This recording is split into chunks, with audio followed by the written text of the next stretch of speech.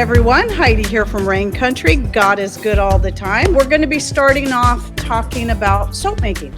So I did make sure that I linked to my full playlist in the description box. So I haven't done a soap making video in quite a while, but for a while there where I was making soap all the time because I was selling it, I did do a few showing some different recipes, but the basics are always the same in the way I do it.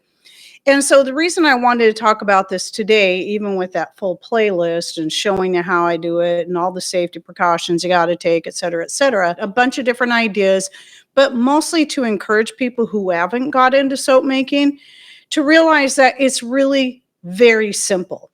If you start going to soap making websites and channels and they've got all these different, they're using like 50 different things in their soap and everything is exactly precise. Precision is somewhat important. I'll get to that.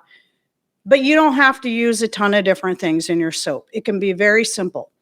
If you're using a liquid like a homemade lye that you made from your own hardwood ash, all you need is that and fat. That's it. If you're using a dry lye like this, it can be just household drain cleaner as long as it says 100% lye or sodium hydroxide.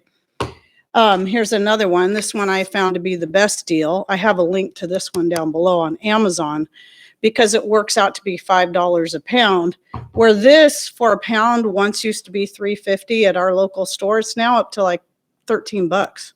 So, and this is only a pound, where I can get this for $5 a pound, but you have to buy 5 of them. So at any rate, but if so what I was going to say, if you're using that, then you need water and your fat. Now, the type of fat you choose to use is going to be up to you, but there are some things to understand that if you're using an oil, you can make soap just using straight oil, but it takes far longer to set up if you do that, like a lot longer. And like I did a soap trying to use up some hemp seed oil I'd bought and then decided I really didn't like the flavor of it for cooking. So I thought, oh, I'll use it for soap making. And so I didn't add any other kind of fat. I just used the hemp seed oil and it took forever to set up. I've done the same thing with olive oil and it doesn't make a hard soap. So it's still, it hardens up, but it always stays a little bit softer. And the problem with a softer soap, you work through it a lot faster. It doesn't last as long as a hard soap. The harder the soap, the longer it's going to last. You're going to get a lot more use out of it. So doing a combination is, if you want to add some kind of oil to it, that's not a harder oil like coconut oil or lard or tallow or shea butter or something like that. Using a blend is going to be the best. My favorite, if I'm just trying to keep it super, super simple, is refined coconut oil, because the refined coconut oil is always a little harder and sets up much faster. Water and lye. And I always use the same measurements: 20 ounces of fat to 8.5 ounces of water and 3 ounces of lye. If I want to double the recipe and fill something like this, I did put a link to this, then, I have to double it. And then you make one big bar that you got to cut into bars like the next day if you're going to use it that way. And, but you got to do it the next day. You want to do it before it totally hardens. It's still 24 hours later, it's still soft. So here's a soap I made 24 hours ago. It's firm enough I could get it out of the mold, but it's still soft enough that if I wanted to cut this, I could. But I got 2 other batches I just made today, so they're still in the molds. Now, when it comes to the molds, getting silicone molds are the easiest to use, because when you want to, if you're using, I prefer using bar form like this, and then 24 hours later, you just push them out of the mold. It's super easy to get out. Though you can make your own soap mold like this. Let's say all you had was this, like this one here comes with the silicone thing so you can push it out. But if you had any kind of little box, or you built your own little box, then in that case, all you got to do is put wax, line it with wax paper, parchment paper, something that you can then pull it out so that you can then unwrap it. You might end up with little wrinkle marks at the corners, but if you don't want to buy soap molds, that's always an option. I've seen people do that, or even use like those mini loaf pans, or even just a full size bread loaf pan. But again, you would have to line it with something that you can pull out and unwrap it. So wax paper, parchment paper, something like that. I would say in this case, wax paper would probably be the best. Or this portion isn't really so much instructions on how to do it, because I already have a lot of videos on that. But it is important to understand that, yes, you should use some safety precautions. Like I wear some gloves, and try to wear, where are they? Goggles, try to remember to wear goggles. It's just safety precautions. Sometimes when you talk about taking the safety precautions, it freaks people out and it gets them afraid to ever even work with lye. But once you make the soap, you don't have to be afraid. You realize it's not really that scary of a thing. Two of the main important things are just making sure you don't get splashed during the process or spill some lye on yourself or something, and that you have good ventilation. So I used to make my soap in the kitchen, but I get better ventilation doing it right by the back door on top of my freezer. And I lay a piece of an old box that's been broken down. I lay that down, so I'm protecting my quilt on top of my freezer.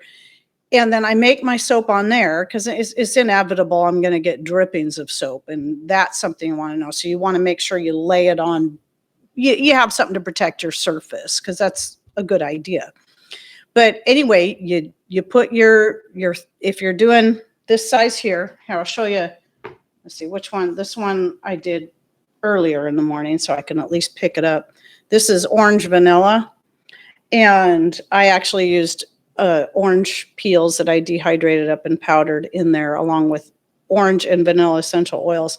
The 20 ounces of fat to 8.5 ounces of water and 3 ounces of lye. You don't mix all that together at once, but that particular recipe makes 6 bars that you can pile. If you're wanting your bars just flat and level, you can get 7 out of there. But I like to just kind of pile it up, and probably makes the bars closer to being 5 ounces than 4 ounces each. But at any rate, I just prefer that method. I've used this a couple times. It's not my favorite way to do it. Everybody's going to have their own preferences. Some people like to do it in this and then cut it into bars. It's all entirely up to you. There's no one right way. The nice thing about using just coconut oil, if you just want a nice pure white soap, the coconut oil makes a beautiful pure white soap. In the case of just adding castor oil for the more of the benefits of the castor oil, and just to use up some of the castor oil I have, because I have a lot, I do 16 ounces of coconut oil to 4 ounces of castor oil. And that I like that has a nice balance. But what I do find is any addition of castor oil tends to not get that nice pure solid white look to it. It has a little bit more of a gray color, and that's fine if I'm just making it for us. But now this one I showed you, this one here, because I made it shortly before I started it still has that really dark look. But you can see the lighter colors where that's the part that's hardening up first. This is lavender, and I actually added some lavender flowers to it from my garden. Because of the things used in it, these will dry up a nice color. The lavender one will look mostly white-ish, but it will have the lavender flower pieces that I put the dried lavender flowers in there and process them up in there as I'm mixing the stuff. 3 ounces of lye, and then I measure out my 8.5 ounces of water, and then I carefully mix that in there. That's where you're going to get the fumes, and this is where you might, if you don't have really good ventilation, you might want to wear something over your face. Okay, because you don't want to inhale those fumes. It only lasts for a minute or two. As the lye and water are mixing, it's gonna make gases, and you just don't want to breathe that in. And again, that's something that people get all scared, but it's not that hard. I just stand back and stand in good ventilation and don't even bother covering my face. So it's a good idea, but especially if you're in a place that you're not getting enough ventilation. And again, it's recommended to wear some safety goggles. You can get a 3-pack of these. These are dirty, man. You can get a 3-pack of these for a reasonable price. That way, when you start the actual mixing the fat into the lye water mixture, using a stick blender is the fastest way to do it, but you can do this with a spoon just in case you splash. You definitely don't want to get it in your eyes, but it's a lot of that's going to depend on whether or not you're throwing dried stuff like the flowers. And a stick blender, that's where you're most likely going to have something possibly splash because it's might catch on a whole flower or something. It doesn't. I had it happen to me once. And so keeping some of your homemade or store-bought vinegar on hand in a spray bottle that you can spray on there, or just if you get it on your hands or anything else, just rinse really, really well. It's happened to me, and it's never left any serious sores, just a little sting, little burn. You just act quickly. The eyes are the scariest part because that's a lot harder. That's going to be, it's a lot more sensitive. That's going to cause a lot more damage. That's why you want to really protect your eyes. But yeah, like I said, I always wear gloves as I'm doing this because it's really, until this gets at least to this point, you really don't want to be handling even once it's all blended. So once it starts thickening up, once it starts to thicken up, that's usually when I'll add, like if I'm going to add essential oil, I'll throw that in there. And if I'm going to add any herbs, or like I did with the orange vanilla, add some ground up orange peels. The nice thing about that is it adds texture. It makes a nice scrubby quality to the soap. You can do the same thing with your oats or any other herbs. I used to make tons of different soaps and you'll see that if you go to the playlist, I've got like a rose calendula oatmeal soap. Use borage, you can use comfrey, you can use plantain, preferably dried. Another thing I've never tried, but people have asked me about, I just keep forgetting to consider this, is you can make like an herbal tea, strain it out, and have that be your water instead of just plain water that you then add to the lye. You can do that. I've also used certain precious metal infused water to make the soap with and had that be my water. And so that can make a more antibacterial type soap. One more thing about molds. This mold here I did link to, this particular one. You can get all kinds of round molds, but the reason this one, I was very specific when I went to look for a round mold. I needed the measurement to be exactly what I was looking for. And this I picked for making shave soaps. So like if your husband, Patrick doesn't really shave anymore. But back when he was still, at least, he had the goatee, he couldn't have a full beard when he was working for the water department because he couldn't get a good seal on his mask. Instead of using shaving cream, store-bought shaving cream, and who knows what's in that, you can just make whatever soap. It doesn't matter, the blend, as long as you make it in a round form like this. This is the perfect size for fitting into a shave bowl. So you don't have to buy the shave soap. You can just make your own. So that's why I wanted to specifically link to this one. And then you can even get little candy molds. That's what I have these for mostly, is for making cute little soaps. Well, making candies too. You can just look up silicone molds and you can find all kinds of molds for anything food related, and those will work too if you want some cute shapes. It doesn't have to specifically be soap molds because they're all the same thing.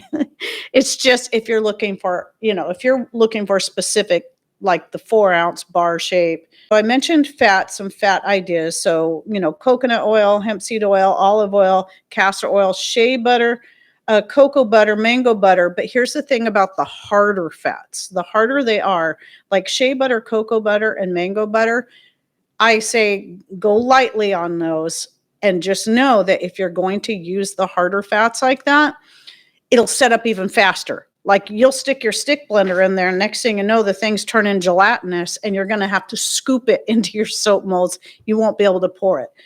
Sets up very quickly. And also certain essential oils like clove oil and I think orange oil as well will cause it to set up very fast. So you just got to work quickly in that case.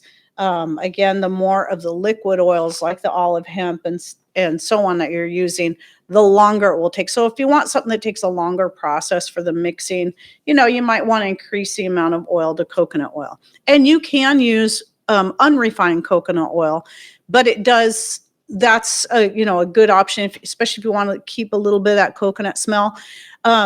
It just does take longer. I would say it takes twice as long for it to get thick enough to that point where you want to actually pour it into your molds. Let me see if I list off if there's any other herbs. Dandelion is another one. Calendula is great. Dandelion and calendula tend to hold their color. Here's something to know, though, that if you want to add certain flowers and stuff because of the color, just know that the lye is going to change the color of quite a few of them. Calendula is one of the few that really holds its color well. And it seems like, if I remember correctly, so does dandelion. And you can even buy, like if you have an herbal tea blend that you like the smell of it and everything, and it's good, healthy herbs, you can throw those in there too.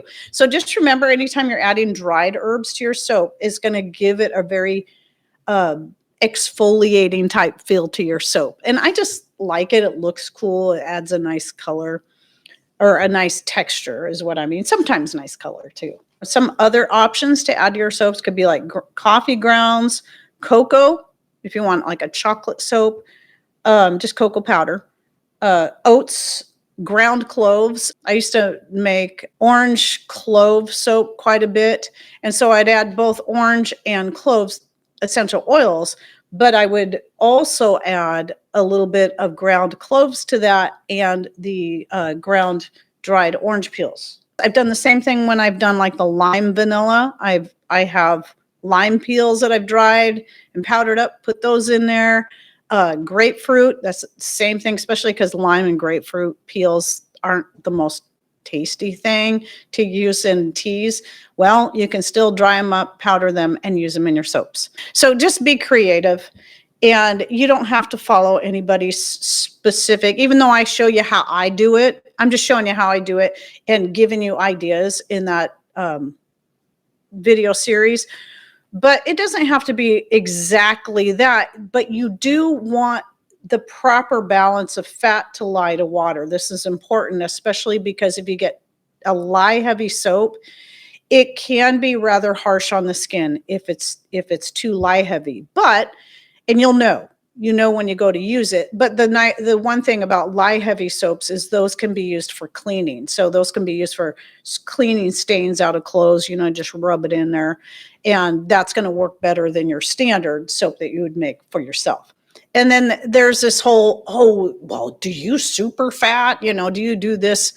Basically, I'm like, what do people mean by super fat? I thought maybe it was a specific kind of fat, which I think in a way, yeah, it kind of is, like, especially if you're adding something like shea butter and all that, that tends to cause your soap to set up quickly. But mostly what that means is you're going a little heavier on the fat than, in that balance. So like, let's say I'm still using 8.5 ounces of liquid, water or tea or a colloid, and the 3 ounces of a dry lye, then I'm going to maybe use 21, 22 ounces total of fat.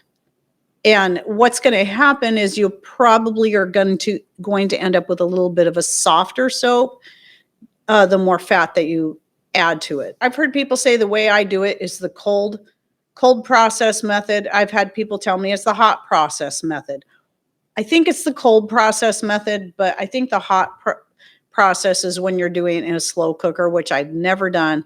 People claim that it sets up a lot faster as far as the total set time. This method I'm using, you want to let the soap bars, you press it out of your molds 24 hours later, but you want the soap to cure for 30 days. And what that's going to do is it's going to help that soap lasts longer. It's going to, the soap is going to harden, and the longer it sets, it can set for 2 months. It can set, because I've got soap back there that I made last year that we still haven't got to yet, but I want to stay ahead. Well, that soap's going to be nice and hard. So letting it dry, the longer you let it dry without wrapping it up, the harder the soap's going to get, and the longer it's going to last. You're going to get a lot more use out of that soap. And so this is just the method I've used. I have no interest in using my slow cooker for this. I do it this way. Now let's talk about the colors and why this one is green.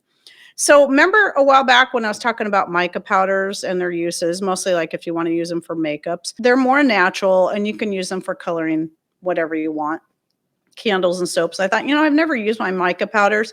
So I thought, well, since I'm making this balsam fir, I thought it'd be fun to do that for Patrick. I'm going to try adding some green mica powder. Well, I was a little surprised at how much mica powder I kept having to add it to get even this color. And it's not even super dark. It's kind of a light olive. And that's not even the color, that's the color it looks right now. It might look different, because this is only like, I just made it yesterday. So it should turn more opaque and lighter in color. But I'm like, if you want to and you want it to be fancy, yeah, you can do that.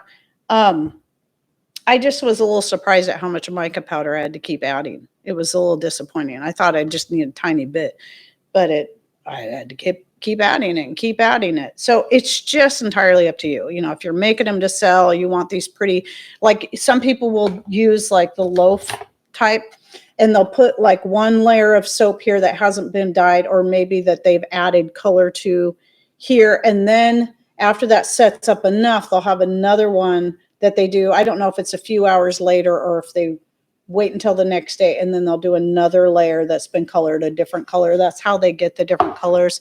And so then when they cut it, they might even do 3 layers. Then when they cut it, you have these different, colors, stripes or whatever in your soap. Oh, I do want to throw out some ideas for essential oils. Now, essential oils is what I prefer to use when it comes to adding it to the soap. It does add more expense to the soaps, and it's more expensive than using fragrance oils, but fragrance oils tend to be synthetic. That's why they're cheaper. So I tend to stick with making soaps out of oils that are with essential oils that are going to be on the cheaper side. Like I don't recall if I've made a soap with frankincense in it, and even the rose absolute oil is kind of more on the expensive side. And I don't really like to do that, but I always tend to lean more to the citrus oils are going to be cheaper. Lavender, you can usually get a pretty good price. Peppermint makes a great soap. Like I know one of my recipes in there is a peppermint oatmeal soap where I add dried peppermint and oatmeal to it, and then a peppermint essential oil. So I try to stick with the cheaper oils, but you can use something like rose, frankincense. Tea tree is another good one. That's not too expensive. Eucalyptus is another not too expensive. Wintergreen, I mentioned the grapefruit. Lime is amazing. I love the smell of lime, and it's not too expensive. Rosemary, fir balsam. Yeah, that's what I made this one. I added to this one. Not a super cheap one, but I had it. I just wanted to try the oil just for the smell. I love the smell of it. And I don't really have anything else to use it in, so I thought, I'll use it in the soap I make for Patrick. That'll work. Another one would be like cedar that I've done a blend of. I used to do this one quite a bit. The guys tend to like this one a lot. It was a blend of cedar and patchouli. And that makes a really nice smell too.